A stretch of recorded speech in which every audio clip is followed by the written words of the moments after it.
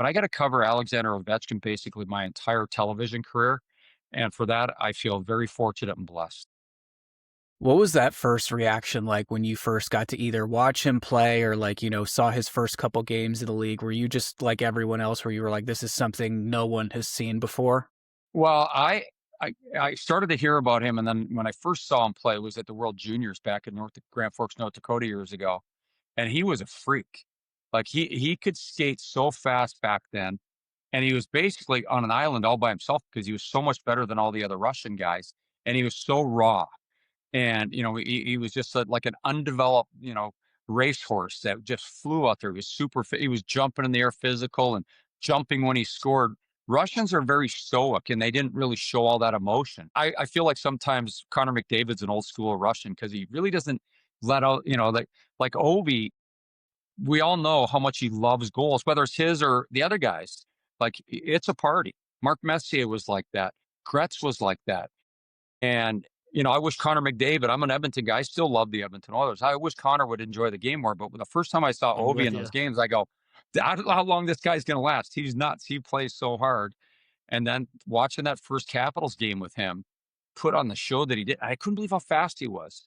And then a few months later, I saw him with my oldest son for the first time. And I think he scored his 27th goal that night. I think 27 or 28. And we were sitting about 10 rows up across from the bench. I couldn't take my eyes off him. And he used to lower down so much when he got going, and he was unstoppable. He only stopped himself, and no one on the team could keep up with him. Like it was like the Caps, if they would have had like five really good players at that time, they would have been incredibly dangerous right off the bat with Ovi because no one could keep up to him and no one could match his skill or his speed or just everything he brought to the game, his physicality. And I remember meeting him that night after the game. I went down to the dressing room and he came out and they must have said this former, Caps players out there. And, they brought me the gift basket with all these different things that probably like gloves and things like that. And for me and my son and a whole Capitals kit. And then Ovi came over and said, here. And he didn't know Jack English. And the only thing he kept saying to my son, he kid, what's up? What's up? And my son, we were both in shock how big he was. And like I'm almost 6'2". He was towering over me and he was nothing but muscle. And it just blew me away. And a couple nights later, within 3, 4 days, he scored that crazy goal in Phoenix and, rolling around. And we were watching that together, my son and I, and we were just an absolute like, what the hell is this guy?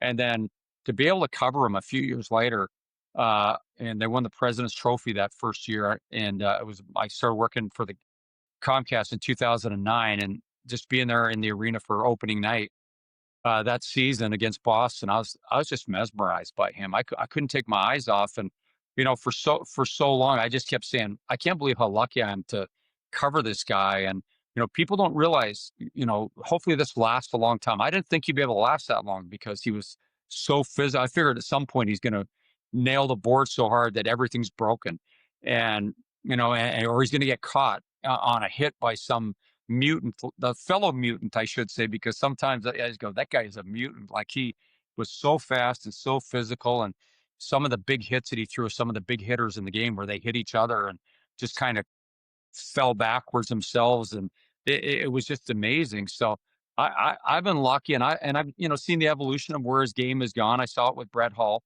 They slow down a little bit. Like I said earlier, the body doesn't listen all the time, and eventually, it makes it hard. But look at this guy; he's a freak.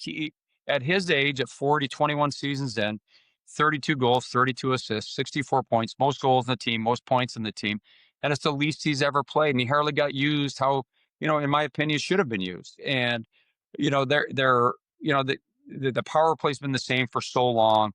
And I was he could still get 50 in my opinion if he comes back. I'm going to say 40 plus, and he's going to be healthier if he does come back. So I'm just the biggest fan of his. And I remember telling Nikki Backstrom years ago, I said, if the team's going to win, you guys all need to get in line behind Ovi and support him. And Nikki says, I do. And I said, well, that's what we need. You guys got to kick some ass. You even got to kick some ass of some coaches to get this team pointed in the right direction.